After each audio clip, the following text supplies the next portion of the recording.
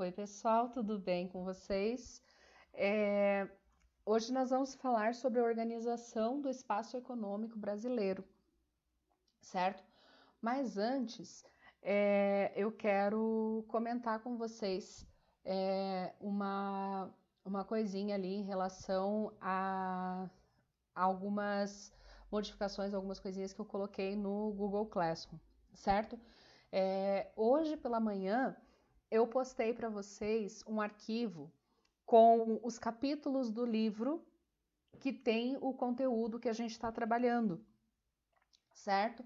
Por quê que eu fiz isso? Apesar de eu já ter postado lá um link para vocês baixarem o PDF do livro de vocês. Porque, primeiro, acaba sendo um arquivo mais leve, né, mais fácil para que vocês possam abrir no celular de vocês, no dispositivo de vocês. E fica mais fácil para vocês encontrarem esse conteúdo também, certo? Então, tá lá na aba de materiais de apoio, ok? Então, vamos lá para nossa aula sobre a organização do espaço econômico brasileiro. As últimas aulas a gente estava falando sobre a urbanização do Brasil e os problemas urbanos, né? Que eu coloquei para vocês aquelas aulas gravadas de outros professores, né? Links do YouTube. E hoje a minha aula, certo? Então, organização do espaço econômico brasileiro. A gente vai falar aí como que se deu em relação à economia, né? Qual é a relação da economia com a organização, com desse espaço geográfico, com a distribuição da população no território, para a gente entender também, né? Como que as cidades acabaram se desenvolvendo. Vai complementar ali o conteúdo da urbanização, certo? Então, o que a gente tem lá? Lá no século XV e nos séculos XV e XVI, a gente tem o quê? O período das grandes navegações. Né? O que era esse período das grandes navegações? As grandes potências europeias na época, Portugal, Espanha, Inglaterra, saíam, né, dos seus países em busca de matéria-prima, especiarias, de riquezas em outros países, né, em outras terras, para explorar e levar a vender lá na Europa, né, levar essas especiarias, esses materiais para vender na Europa. Então, o que eles buscavam, né? Especiarias, metais, né? Ouro, prata, pedras preciosas, né? Então, nesse período, o que tinha aqui no Brasil? Exploração das riquezas naturais. Quais eram essas riquezas naturais? No primeiro momento, o pau-brasil, né? E depois começaram a ter aí algumas outras atividades. Então, a organização econômica do território era no modelo de arquipélago econômico. A gente já vai entender um pouquinho isso na próxima tela. Séculos 17 e 18, né? O que a gente tinha aqui? As principais atividades econômicas. No litoral, a cana-de-açúcar, né? A mineração no centro-oeste, no sudeste, em algumas áreas do sul e do nordeste, a pecuária no sertão nordestino e no sul do país, as drogas do sertão, na Amazônia, o tabaco no recôncavo baiano, o algodão no sertão e no Maranhão. Então, a gente tem aqui um mapa do Brasil dessa época, né, mostrando a economia nesse período. Essa linha tracejada aqui, onde está passando o cursor, essa linha aqui é a linha de Tordesilhas, certo? E aqui, ó, cada ponto colorido desse aqui são as atividades econômicas. Então, a gente tem aqui, né, no litoral, em rosa, a cana-de-açúcar, em verde, a pecuária, certo? Essa parte aqui em azulzinha clara, as drogas do sertão. Esses pontos amarelinhos, o ouro, certo? E esses pontinhos aqui, pink, nós temos as cidades, as vilas, certo? O que a gente consegue perceber, né? A gente ainda está nesse modelo de arquipélago econômico. Para a gente lembrar, o que é um arquipélago? É um conjunto de ilhas. As ilhas, elas não têm, são porções de terra que não têm conexão nenhuma com o continente, certo? Né? Pensando lá na definição clássica de ilha. Então, quando a gente fala de arquipélago econômico, é como se a gente estivesse falando de ilhas de atividades econômicas, ilhas entre aspas, de atividades econômicas. Se a gente prestar bem atenção, ó, as drogas do sertão não têm qualquer conexão com nenhuma outra atividade econômica. Da mesma forma que a cana-de-açúcar, que a criação de gado ou a extração de ouro também, elas estão completamente desconexas umas das outras, né? Então elas não estão, não existe uma ligação entre elas. Por isso que a gente tem nesse período aí até o século XVIII, na verdade, até o início do século XX, a gente ainda tem essa organização desse espaço econômico nesse modelo de arquipélago econômico, certo? Onde as atividades econômicas elas estão bastante desconexas, tá? O que vai fazer mais ou menos uma conexão entre as atividades econômicas é a criação de gado. Se vocês perceberem, pelo menos nessa parte mais próxima do litoral.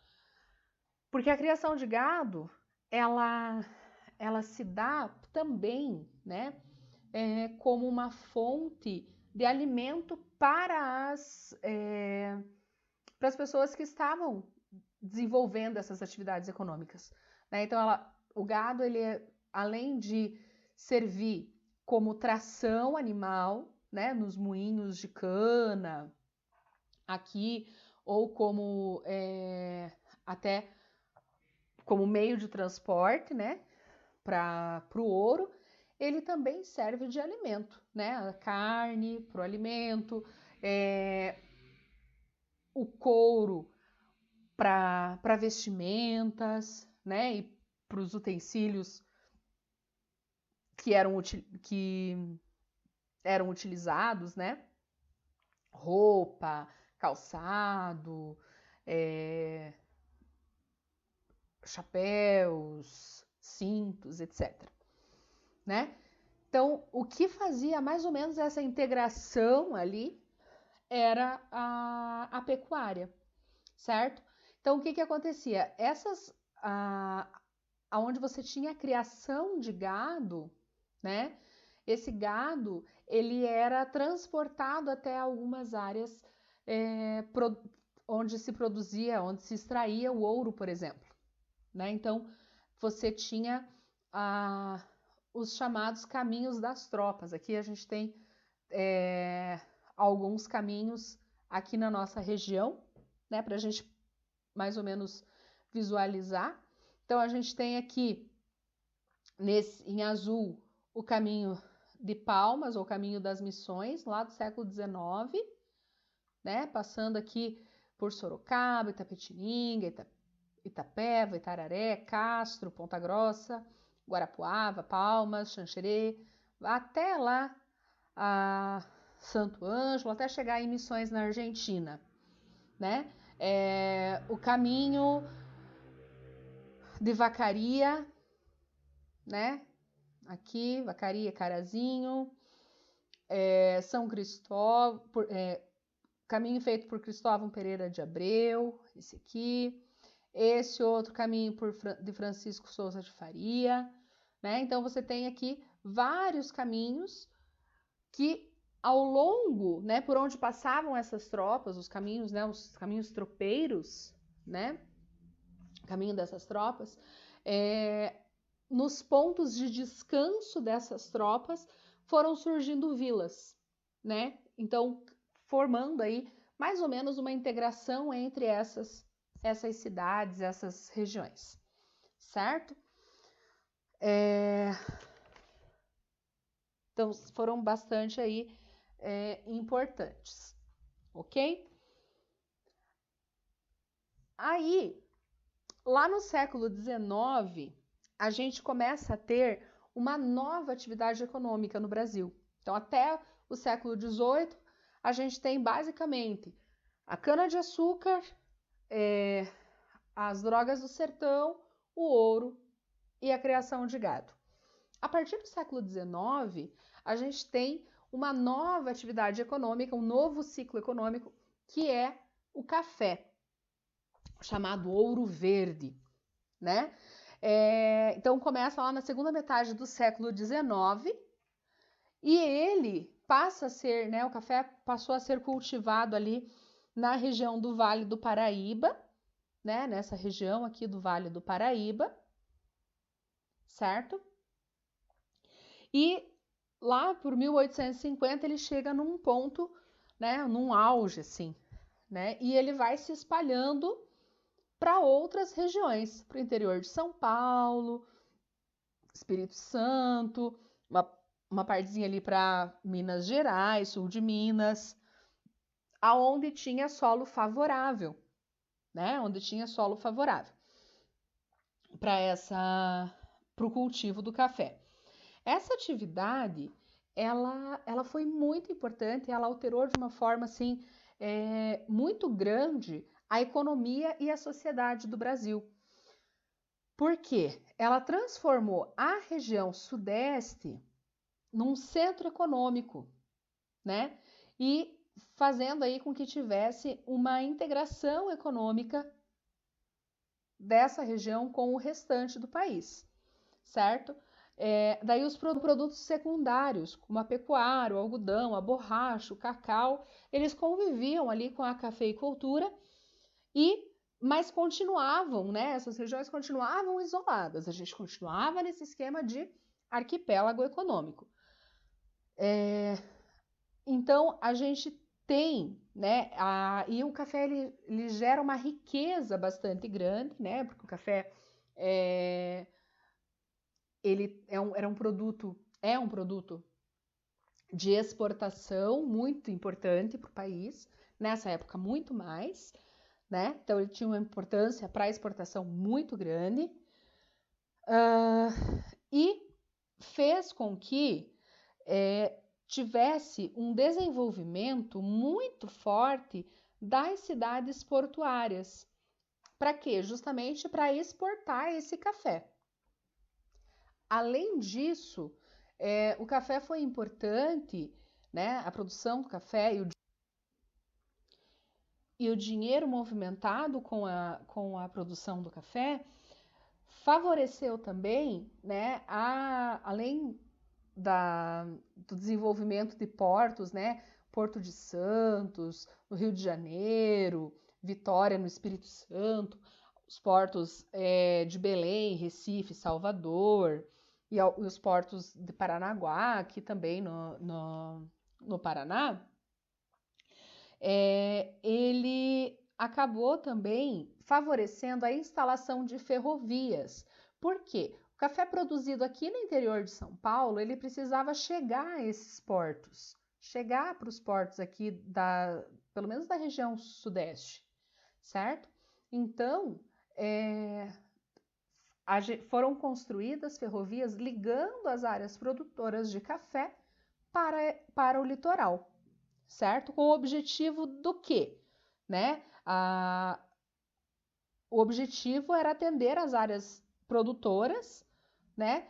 De café, de algodão, de açúcar, de cacau, com as áreas de exportação, com os portos, certo? Para poder, né, abastecer tanto o mercado local quanto o mercado internacional. E daí a gente tem essas ferrovias, elas foram patrocinadas por empresas, né, que tinham como principal objetivo expandir essa exportação do café, certo? Tudo ia muito bem, tudo ia muito lindo, até que a gente tem, no final, no ano de 1929, né, no final dos anos 20, a gente tem ali uma crise econômica mundial muito forte, né, com a quebra da Bolsa de Valores de Nova York, né, o crash de 1929, e o café era o principal produto de exportação do Brasil, né, o café era o principal produto que o Brasil exportava. E os Estados Unidos era um dos países que mais importava o café brasileiro, né, que mais comprava o café brasileiro. O que acontece? Quando houve essa crise, né, com a quebra da Bolsa de Valores de Nova York, os Estados Unidos se voltam para o seu mercado interno, para proteger o seu mercado interno, para tentar se resolver ali o seu problema. E ele deixa de comprar os produtos importados, né, os produtos de outros países. O Brasil estava dependente desse dinheiro, né, dependente dessa exportação do café. Com isso, muitos produtores acabaram ali tendo, né, grandes perdas, muitos chegaram a perder fazendas, enfim, né, foi uma situação ali bastante complicada. Porém, alguns produtores de café, a gente tem que pensar o seguinte, né, lembrar o seguinte, no final dos anos 1888, foi assinada a Lei de Abolição da Escravidão. Desde então, começa uma onda de migrações, né, de imigrantes vindo para o Brasil, de imigrantes europeus vindos para o Brasil, certo? Tranquilo? Imigrantes europeus vindo para o Brasil. Esses imigrantes, muitos deles, na Europa já existiam indústrias, né, já tinha, então muitos deles já tinham o know-how de trabalhar na indústria, já sabiam lá como que funcionava mais ou menos o trabalho na indústria. Muitos produtores de café, um pouco antes dessa quebra da Bolsa de Valores de Nova York, como o café ele movimentava bastante dinheiro, foram criados bancos e tal, e muitos produtores, eles começaram a diversificar as suas atividades, né? Então começaram a investir na indústria. Então o café, ele tem uma importância muito grande, né, como base para a industrialização. Então o dinheiro vindo da produção de café, ele foi investido para a indústria, né, para a industrialização, principalmente a partir da década de 30, porque daí você não tem mais o café como o principal produto, né, para exportar. Então, com essa quebra da Bolsa de Valores de Nova York, com essa perda, né, dos cafeicultores, a indústria passa a ser ali, ter um papel importante, né, a ser o setor mais importante da economia brasileira. Então, o Brasil ele deixa de ser um país essencialmente agrário e ele começa a ter começa a assumir características de uma economia urbano-industrial, certo? Só que nessa economia, você não tem mais, assim, não funciona mais nesse esquema de arquipélago, certo? Não dá mais muito certo esse esquema de arquipélagos. Então, o que a gente tem aqui para a gente entender, né? Lá no século XIX. Continuamos tendo aqui a borracha, a pecuária e tal, essas outras atividades, tá? Mas a gente tem aqui, né, algumas ferrovias que foram construídas para dar uma integrada um pouquinho maior nessa região, certo? Então, lá em 1930, né, a indústria assumindo esse papel importante na economia, como modelo de industrialização baseado no mercado interno, né? Para isso, era preciso integrar as diferentes regiões, né, e causar uma interdependência entre essas regiões. Porque como que eu vou vender no mercado interno se eu não consigo dialogar, eu não consigo ter acesso às diferentes regiões, certo? Então, as indústrias, a gente pode dizer aí que as indústrias foram importantes ali, foram responsáveis pela integração nacional, pois foi a partir delas que foram construídas rodovias que ligavam as regiões Nordeste, Centro-Oeste e Norte às regiões Sul e Sudeste, certo? Então, se formou aí esse novo modelo de organização espacial com, né, um território cada vez mais integrado, né, tendo uma interdependência. Lembrando, a infraestrutura do café, a mão de obra, o dinheiro, né, foram bastante importantes aí para que a região sudeste se desenvolvesse, saísse na frente nessa industrialização, certo? Lá na década de 70, a gente tem no governo militar um programa de integração nacional que foi responsável pela construção da maioria das rodovias brasileiras, né? E daí, com isso, né, com essa nova organização espacial, a gente... por que dessa nova organização espacial? Existia uma preocupação muito grande com os vazios demográficos, com as áreas do Brasil em que não tinha muita gente morando, né? Na Amazônia, na região centro-oeste. Então, era uma tentativa, um incentivo de fazer com que a população ocupasse todas essas áreas, né? Lembrando, lá na década de 50, a gente já havia tido ali a construção de Brasília, que também foi muito importante para a integração nacional, né? A construção de Brasília foi um passo muito importante para integrar as regiões brasileiras, certo? E daí a gente tem uma organização ali em complexos regionais. Então, a gente tem 3 grandes complexos regionais, certo? Né? Como uma organização. E ficaram bastante evidentes as desigualdades sociais e econômicas entre as regiões. Então, a gente tem ali 3 grandes complexos regionais que foi elaborado em 1967, que dividiu o Brasil em o complexo da Amazônia, Nordeste e Centro-Sul, certo? Nessa divisão, vocês podem perceber que ela não vai levar em conta os limites de estados, certo? Ela não leva em conta os limites de estados. Ela vai levar em consideração as características em comum que essas áreas têm, independente se está dentro do mesmo estado ou não, tá? Então, o que a gente vai ter aqui? Por exemplo, né? Se vocês olharem na região da Amazônia, que é essa aqui que está em verde, aqui em cima, né? Tem todo o estado do Acre, Amazonas, Roraima, Amapá, Pará, a maior parte do estado do Tocantins, uma parte do Maranhão, uma parte do Mato Grosso e o estado de Rondônia. A gente tem ali 58% do território brasileiro, essa região, né, esse complexo regional, com aproximadamente 3,9 milhões de quilômetros quadrados.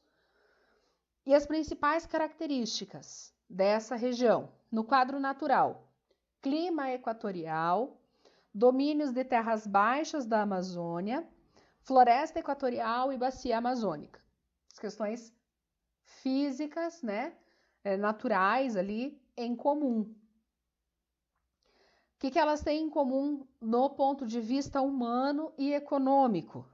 Pequena população absoluta, baixa densidade demográfica, economia baseada no extrativismo mineral e vegetal. Tem um crescimento econômico na região da Zona Franca de Manaus, certo? Tem esse crescimento econômico. É o principal reduto, a principal área onde a gente tem os povos indígenas brasileiros e aonde a gente tem também sérios problemas ainda hoje de posse de terra, desmatamento, queimada, né? E hoje em dia a Amazônia é uma região de fronteira agrícola, tá? Tanto fronteira agrícola quanto de povoamento. O que é uma fronteira agrícola? É aquela área ali de expansão da agricultura sobre uma área nativa, certo? Lembrando, gente, por favor, na Amazônia a gente tem o domínio da Amazônia, certo? Não tem Mata Atlântica aqui não, domínio da Amazônia. Mata Atlântica é aqui no litoral, próximo ao Oceano Atlântico. Aqui é domínio amazônico, tá? Nordeste. Então você tem ali uma parte do Maranhão, a parte do Piauí, a parte da Bahia, o norte de Minas Gerais, o norte do Espírito Santo, todo o estado de Sergipe, Alagoas, Pernambuco, Paraíba, Rio Grande do Norte e Ceará, tá? O que a gente tem? 1,5 milhões de quilômetros quadrados, ocupando 18% do território brasileiro, tá? É quase equivalente à região Nordeste, das 5 regiões lá do IBGE, compreendendo todos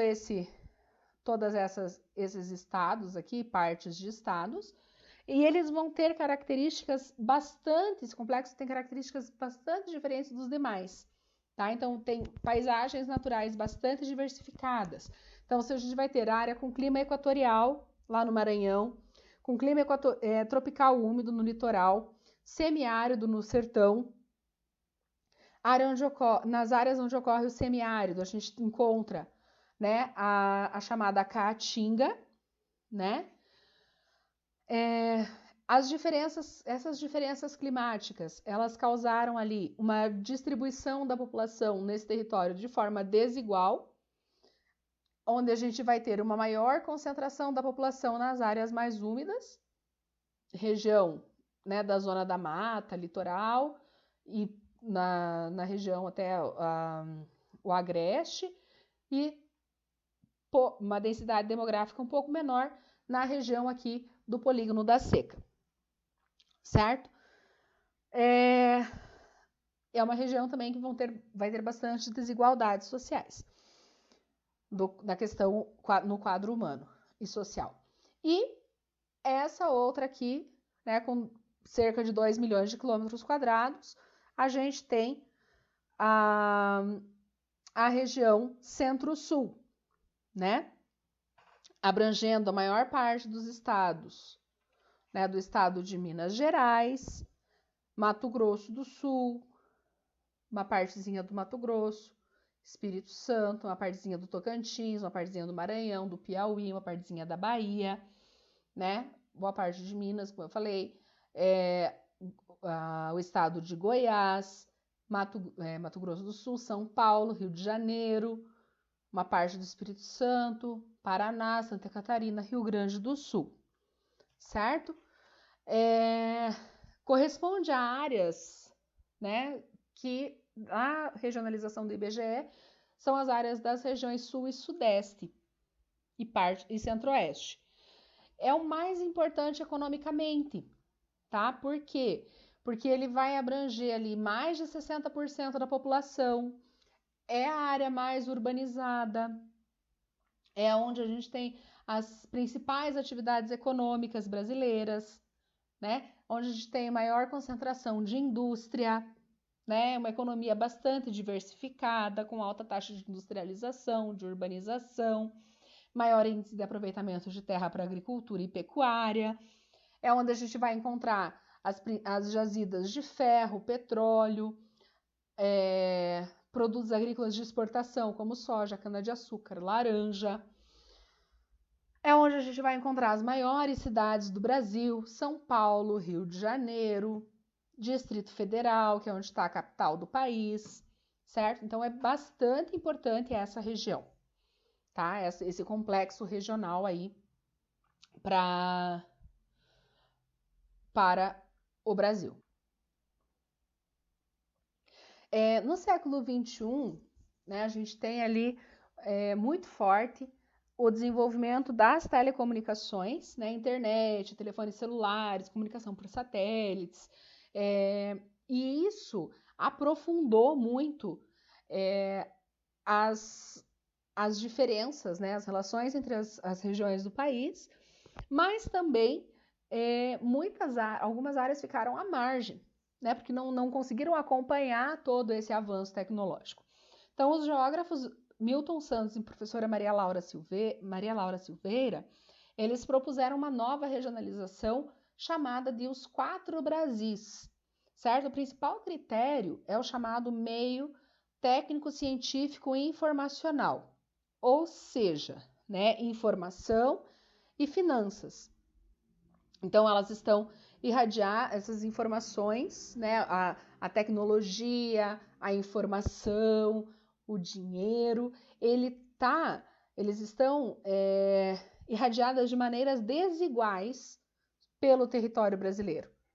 Estão distribuídas de maneira desigual no território brasileiro, certo? Então, a gente vai ter ali como se fossem 4 Brasis, 4 realidades bastante diferentes dentro de um mesmo país em relação a esse meio técnico, científico e informacional, onde a gente tem a técnica, a ciência e a informação, certo?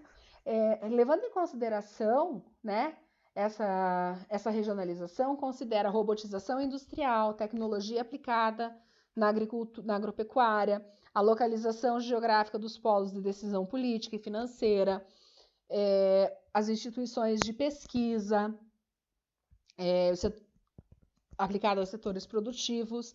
Então, tudo isso está ali, contribui para determinar ali para qual dos 4 Brasis que aquele estado, aquela cidade pertence, certo? Então, a gente vai ter aqui a região amazônica, né, com os estados de Rondônia, Acre, Amazônia, Roraima, Amapá, Pará, né, onde a gente vai ter o quê? Uma baixa densidade demográfica e uma baixa densidade técnica, certo?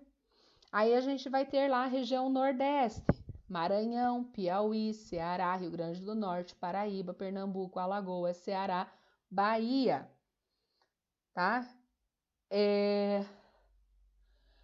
Foi a primeira região povoada, né? Já hoje em dia ela apresenta uma agricultura pouco mecanizada. Já foi uma das regiões mais ricas do país, hoje não é mais, né? Já foi, a gente já teve aqui em Salvador a capital do país, né? Onde no começo, né? No começo da ocupação do território brasileiro por essa área, né? O início da ocupação e da exploração do território brasileiro começou por aqui. Região Centro-Oeste, Mato Grosso, Tocantins, Goiás, Distrito Federal, Mato Grosso do Sul, né? É uma área de ocupação recente, com uma agricultura globalizada, que é o quê? O que significa isso? Que é uma agricultura moderna, mecanizada, altamente produtiva, certo? Beleza? Em contraponto aqui com a agricultura da região Nordeste, que é uma agricultura bem pouco mecanizada, ok? E daí a gente tem aqui a 4ª região, que é a região concentrada. Minas Gerais, Espírito Santo, Rio de Janeiro, São Paulo, Paraná, Santa Catarina, Rio Grande do Sul.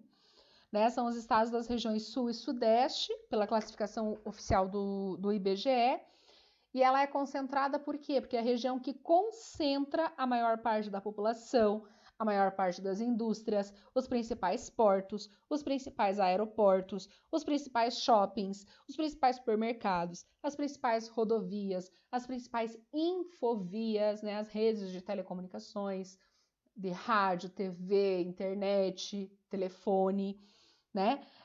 As maiores cidades, as maiores universidades. Então, é a região que reúne a maior quantidade dos principais meios técnicos, científicos e informacionais, certo? E de finanças do Brasil.